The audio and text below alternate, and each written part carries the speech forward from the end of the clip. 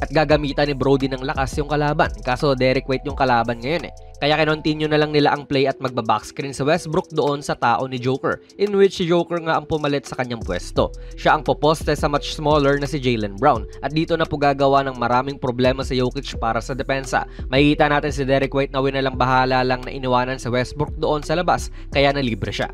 Last season mga idol, si KC ang nakakatanggap ng ganyang mga klaseng pasa. Ngayon posibleng si Brody na. Last season din sa playoffs tumira po si Brody ng karumal-dumal na 23.5% mula sa 3. Napakababa nun mga idol. Sa catch and shoot naman na 3, 25% noong playoffs. Mas mababa pa yan noong regular season. This game, 50% po ang shooting ni Brody mula sa labas.